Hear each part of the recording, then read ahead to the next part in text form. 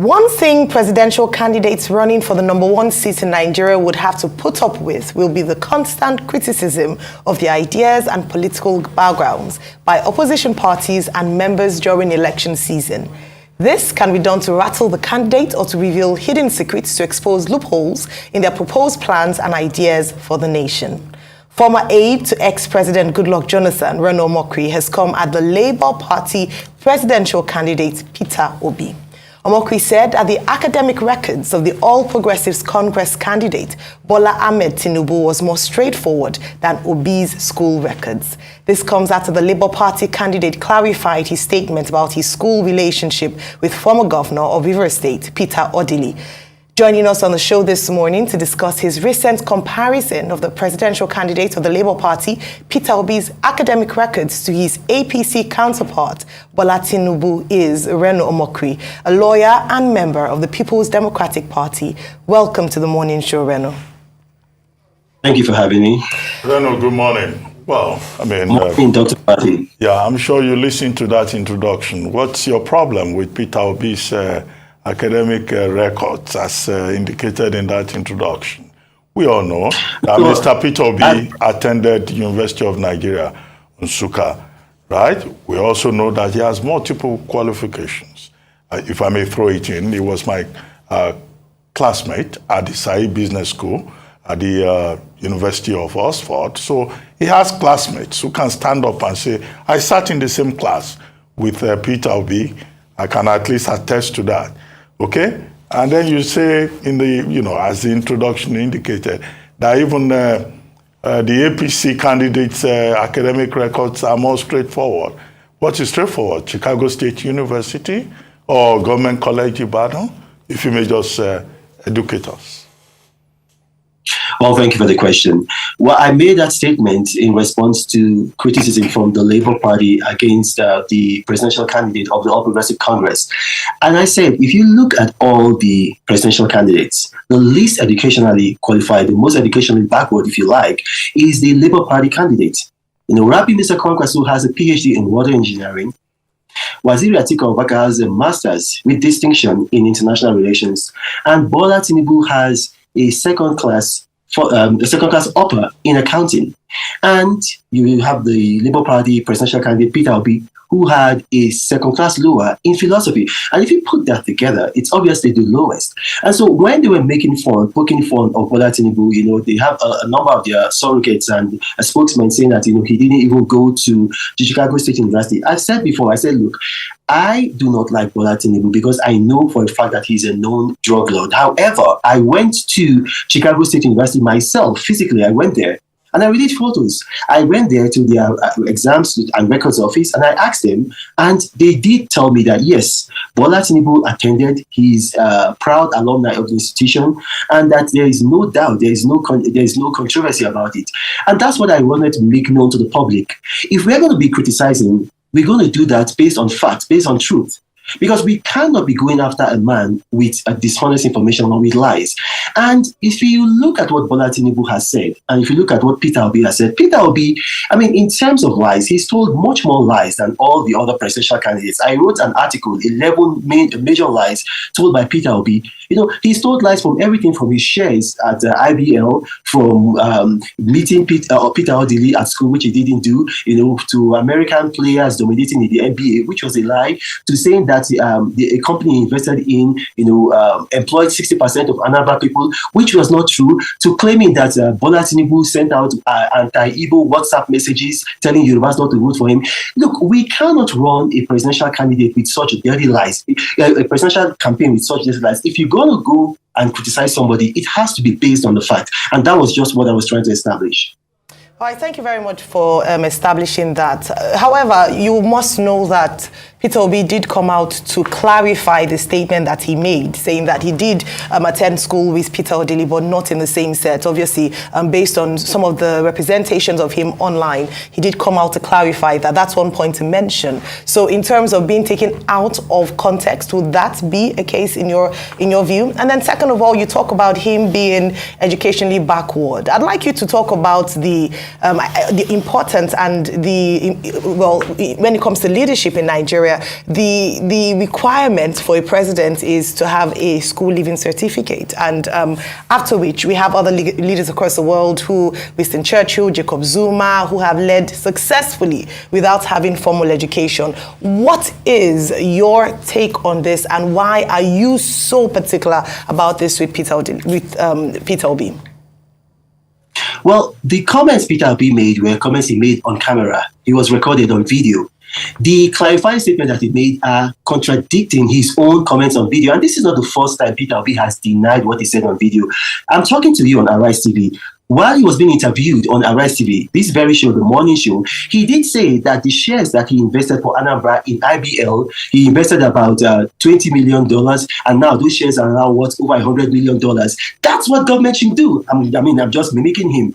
But then it turned out that it was a lie, that those shares are actually even worth less than 5 million. And then after that information came out, he put out another clarifying statement like this one, saying he never said so, but he said it on video. If you're watching me at home, you can actually go on YouTube, you can go and Google it. He actually said it on video.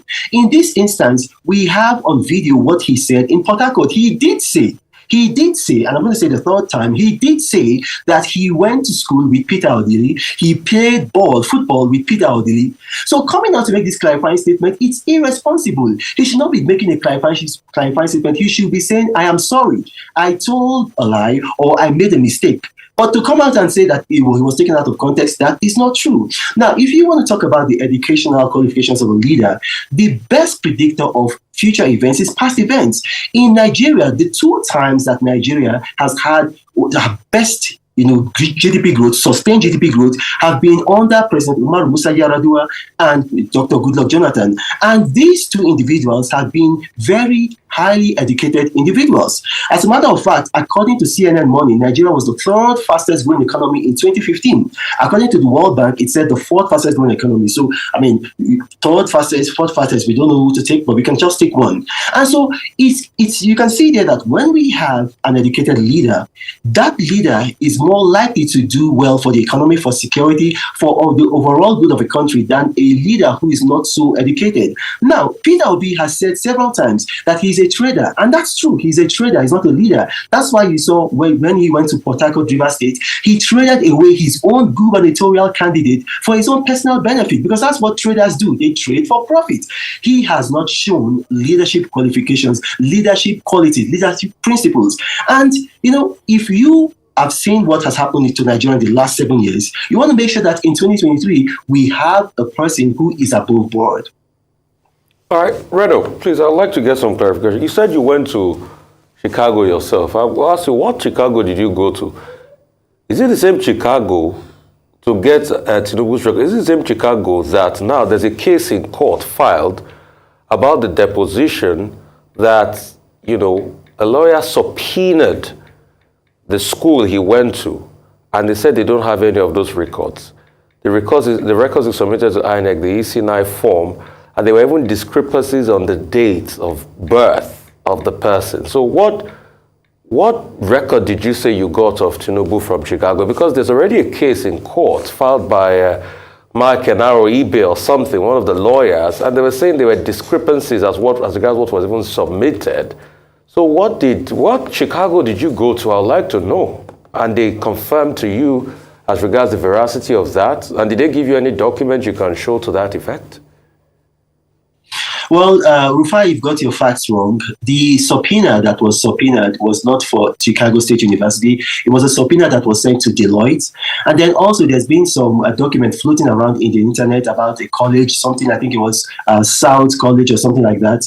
I'm not talking about that college, and for a fact, I know for a fact that Tinubu did not even go to that college, and Tinubu did not say that he went to that college. I know the college that he said he went to. He went to Richard Daley Junior College. However, I'm talking about Chicago State University. There's no subpoena from any lawyer to Chicago State University. I went there physically. I sent a photo of this to Arise TV. I think this was about a week ago when I was interviewed in London. I did a video while I was there. The Chicago State University Records Office actually released a signed statement, a notarized signed statement. It's public knowledge. It's out there. It's been carried by the paper. Look, like I've told you before, I went there. I'm not somebody just sitting down on the internet or somebody just relying on third parties. I went there. I physically went there. The fact that I went there is a fact. Okay, Reno, please, I'm sorry, I have a follow-up. If you're finished, I have a follow-up to what you just said just now. So I just wanted to tell you in advance.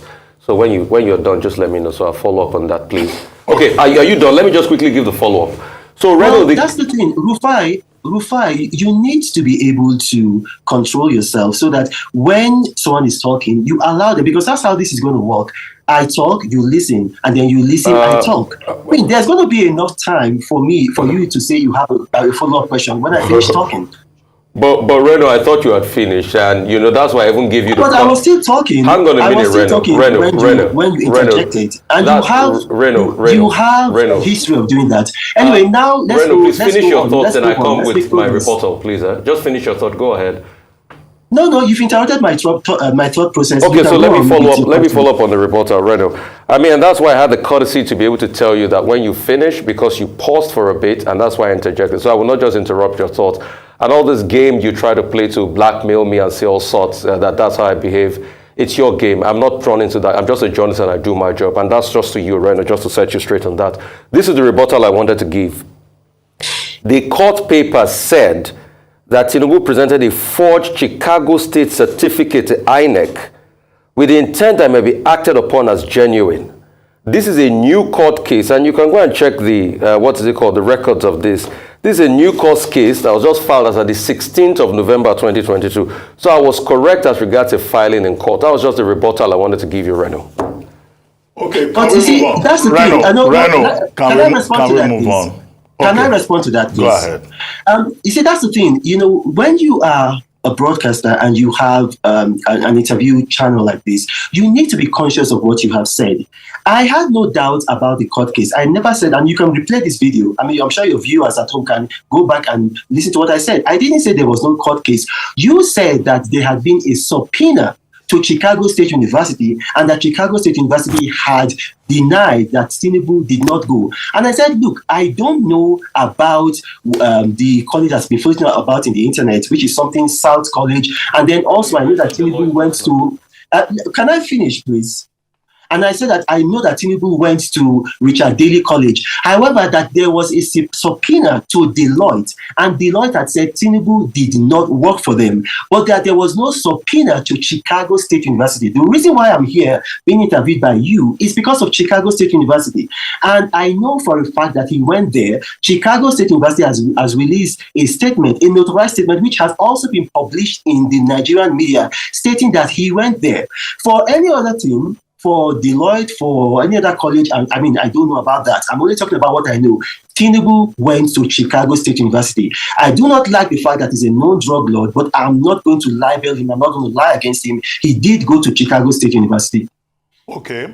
Reno, I would like to express an opinion, and then we'll talk about other things, which is that the qualifications for the office of the President of Nigeria, as you well know, is properly spelled out under Section 131 of the Constitution, 1999, even as amended. And the definition of that qualification is CUSAT or its equivalent. The interpretation is in Section 318, as you already know. And if you look at all these candidates, really, nobody can really talk about qualification, except we go back to that Constitution, and we then say we have to raise the level of qualification. If you look at all of them, they will pass under the provisions of Section 131 and 318, right? And, I don't think there's any issue, in terms of the qualification, except we'll go back and amend that Constitution. But with regard to Mr. Peter Obi, now, maybe I would like you to interrogate other things. We had a guest on this program this morning, before you, Patrick Okibo III, whose group had just done a report. And they said, in terms of net favorability, that Peter Obi is number one among sample size of 2,000 in 12 states, these major states of the presidential candidates excluded, and that he is the most favored presidential candidate. Secondly, he himself had said that it's not about the number of certificates you boast of. It's about competence, character, integrity. And he has engage us with a 7-point agenda. If we can just focus on some of those basic issues, rather than whether he has a degree or he has a master's degree. Look, my mechanic can run this country. If INEC says it's okay, even if he failed school SAT, that's as bad as it is under the Constitution. So don't let us waste time on that. Well, in response to that, if you have a minimum qualification for a job and then you put an advert out and then several people apply, you're actually going to grade them on their level of competence. And so right now we have a job, being president of Nigeria, several people have applied. Rabi Musa Kwankwaso, Waziri Atiku Abubakar, Bola Tinubu, and Peter Obi. So we are grading them according to their qualifications. And according to their qualifications, Peter Obi is the least qualified candidate. And then you talked about some group or somebody coming here to talk about a net favorability rating. I mean, the very governor of Peter Obi's own state, Charles Soludo, he said that he has seen polls that shows that Peter Obi is not even going to get 25% in more than 5 states. I'm sure you saw that. And you have to understand, a lot of these people that do these polls showing that Peter Obi is ahead are his acolytes and his cronies. Look, they do their polls online. And you got to understand, about 38% of Nigeria's population cannot speak any other language other than Hausa. They can't speak English, they can't speak Yoruba, they can't speak even Pidgin. 38% of our population, according to Statistica, they speak only Hausa. 8% of our population, according to Statistica, again, speak only Yoruba. So now you're looking at about 46% of people who, if you do a poll in English, they are not going to be, they are not even going to be able to assess it. Now, if you go to the north of Nigeria, they don't get their message, their news, or their influence from social media or from the internet. They get it by and large from radio. So a lot of all these polls are flawed. I'm not impressed by them. And then you talked about Peter Obi's integrity. Look, Peter Obi is the only presidential candidate mentioned by Pandora Papers, that is the International Consortium of Investigative Journalists, for corruptly taking money out of Nigeria and hiding them in offshore accounts. So where is the credibility there? So if you, a lot of frenzy has gone on social media. There's a lot of cyberbullying to try to force people who criticize Peter Obi to just, no, this man is not what he's telling Nigerians. And we've got to interrogate him, and we've got to allow people, because when you criticize Bola Tinubu, nobody comes after you. When you criticize Waziri Atiku Abubakar, nobody comes after you. But when you criticize Peter Obi, there is a huge mob. Look now, they've come out with a group that's saying that they want to force Charles Soludo to resign for criticizing Peter Obi. So if Peter Obi becomes president, is that the kind of Nigeria we're going to be living in?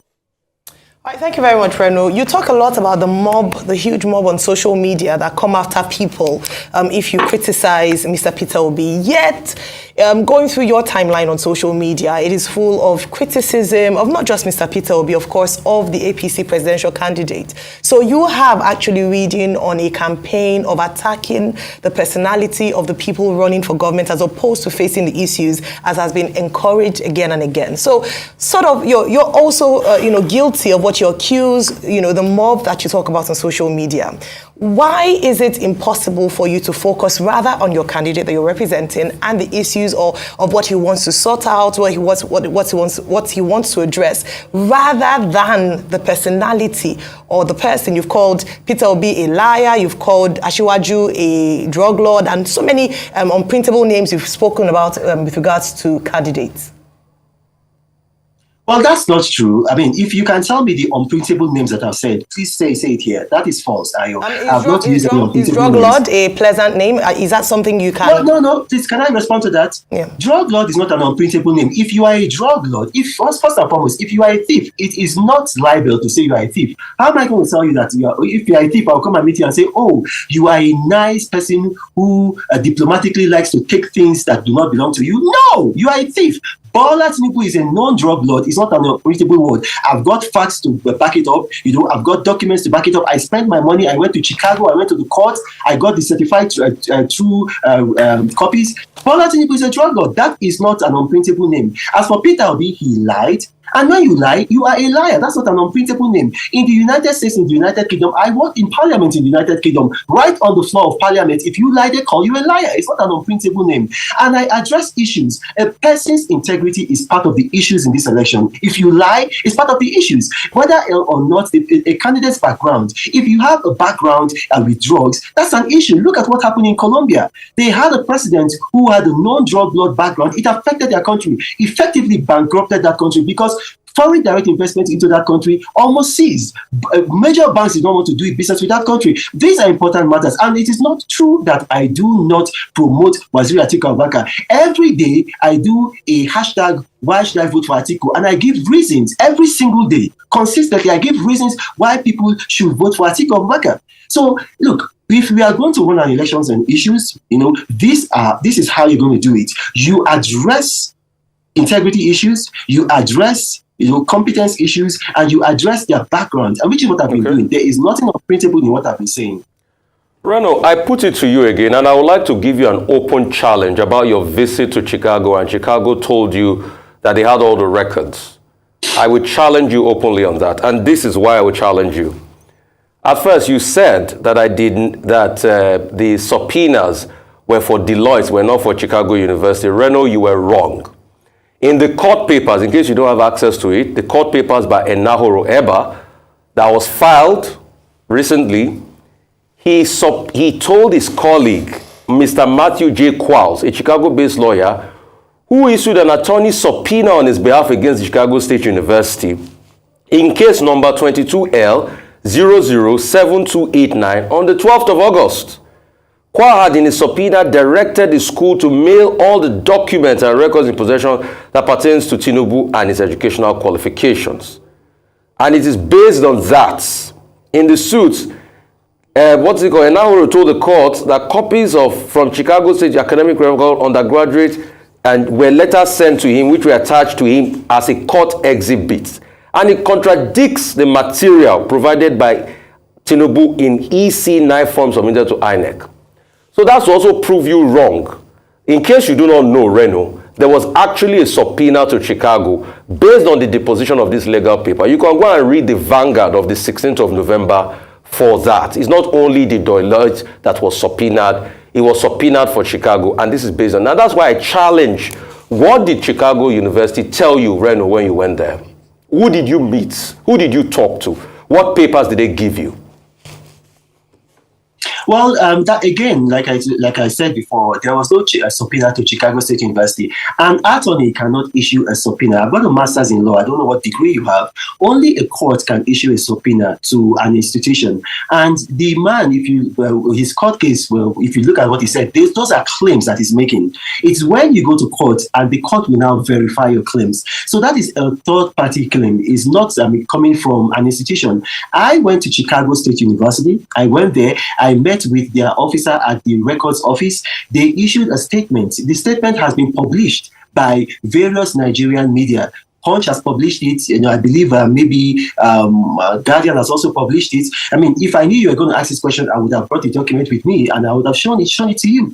The man went to Chicago State University, and there is, even on Chicago State University's alumni website. And you can actually do that because I know, in fact, you like to do that a lot. Because Reno, but you prepped for this interview now. How come are you saying if you know you will have brought the records? But you prepped for this interview, Reno. And secondly, what was the name of the executive you met there in Chicago State University? What was the name of the person, the exam records person you met?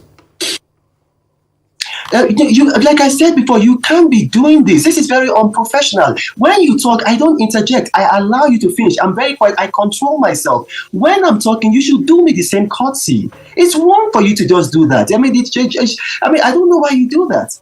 I was talking. If I'm finished, you'll be able to talk. I went to Chicago State University. I met the officer there.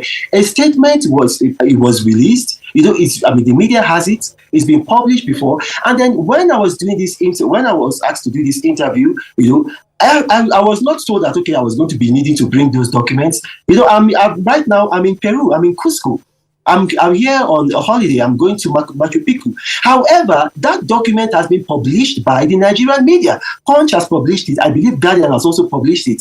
What I'm telling you is that for a fact, Bola Tinubu went to Chicago State University. That is not in doubt at all.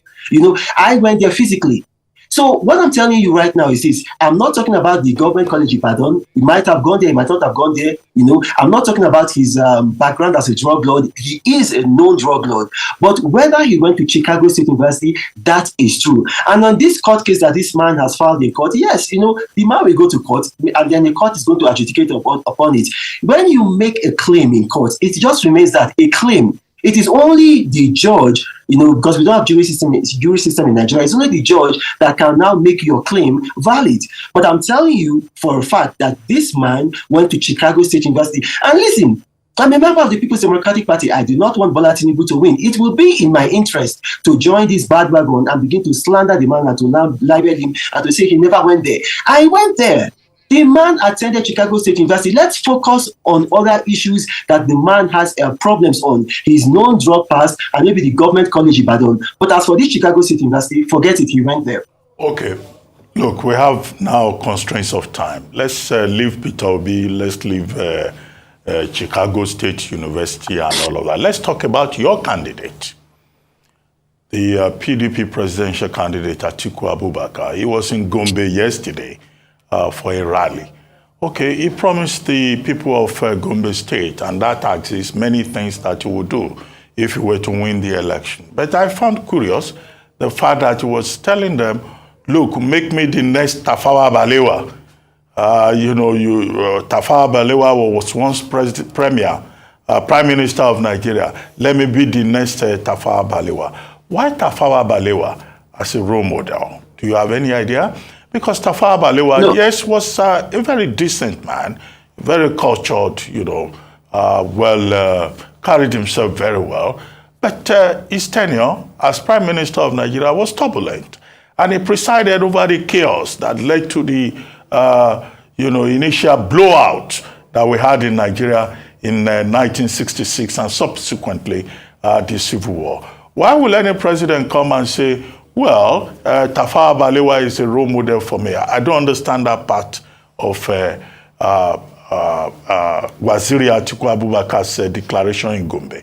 I can understand what he said previously at another forum, that he will continue with Obasanjo's policies, that he came out of the Obasanjo School of Politics. But taking us back to the First Republic, will you shed some light on that?